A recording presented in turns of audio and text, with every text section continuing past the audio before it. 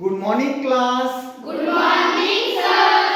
आज आपण भूमिती शिकणार आहोत आणि या भूमितीमध्ये शिकणार आहोत संलग्न कोन आणि कोटी कोन. काय शिकणार आहोत? संलग्न कोन आणि कोटी कोन. बघा या ठिकाणी एक आकृती दिलेली आहे. आकृतीमध्ये एक कोन आहे. कोन ए बी सी आणि याच्यामध्ये एक बी डी ही एक्स्ट्रा भुजा घेऊन एका कोनाच्या पण दोन कोन केलेले आहेत. त्यातले दोन कोन कोणते बघा?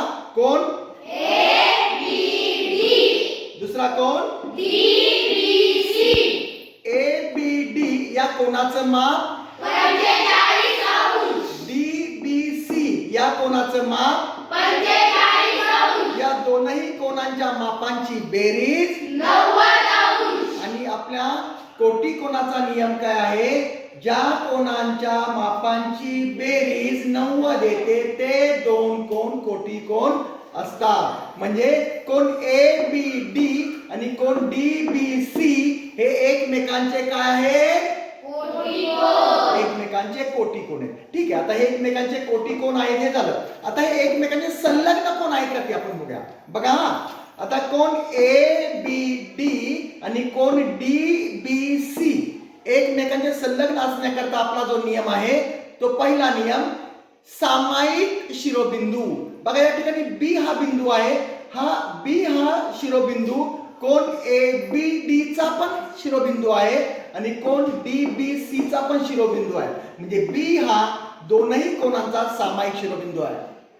त्याचबरोबर बाजू किंवा भुजा बी D he cone A B D ची पण एक भुजा आहे आणि कोन डी बी सी ची पण एक भुजा आहे. म्हणजे बी डी ही सामायिक भुजा आणि आतमधला अंतर्भाग जो आहे तो वेगवेगळा. म्हणजे संलग्न कोनाचा किंवा लगतच्या कोनाचा जो नियम आहे की एक सामायिक भुजा, एक सामायिक शिरोबिंदू आणि वेगवेगळे अंतर्भाग, तीनही गोष्टी तीनही नियम पूर्ण होत आहेत. म्हणून कोन ए बी डी आणि कोन डी बी सी एकमेकांचे संलग्न किंवा लगतचे कोन आहेत. आता या आकृतीकडे या बघू. या ठिकाणी एक छोटा त्रिकोण काढलेला आहे, सॉरी कोन काढलेला आहे. कोन ए बी सी आणि दुसरा कोन काढलेला आहे एल एम एन. याच्यामध्ये कोन ए बी सी चं माप किती आहे? 30 अंश. कोन एल एम एन चं माप किती आहे? 60 अंश. या दोनही कोनांच्या मापांची बेरीज किती होते? 90 अंश. म्हणजे नक्कीच कोन ए बी सी व कोन एल एम एन हे एकमेकांचे कोटी कोन आहेत. मात्र ते लगतचे कोन आहेत का ते पाहू. तर लगतचे कोन होत आहेत का पहा.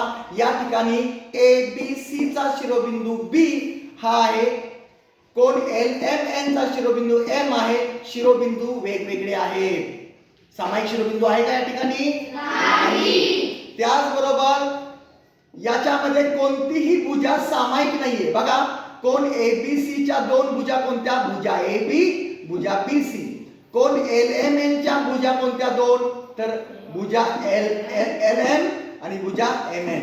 म्हणजे दोन्ही मध्ये सामायिक भुजा नाहीये, सामायिक शिरोबिंदू नाहीये.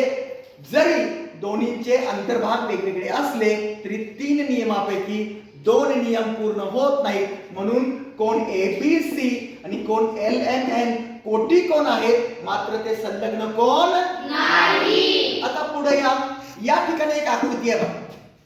आकृतीमध्ये कोन पी क्यू एस आणि दुसरा कोन एस क्यू आर असे दोन कोन दिलेले आहेत. कोन पी क्यू एस चं माप किती आहे? 50 अंश. कोन एस क्यू आर चं माप किती आहे? 60 अंश. त्याचबरोबर कोन पी क्यू एस चा शिरोबिंदू कोणता आहे? बिंदू Q. कोन एस क्यू आर चा शिरोबिंदू कोणता आहे? बिंदू Q. पी क्यू एस या कोनाची एक भुजा आहे एस क्यू. कोणती भुजा आहे? एस क्यू किंवा क्यू एस. भुजेचं नाव आपण दोनही प्रकारे वाचू शकतो. आणि दुसरा कोन एस क्यू आर मध्येही एस क्यू किंवा क्यू एस ही भुजा.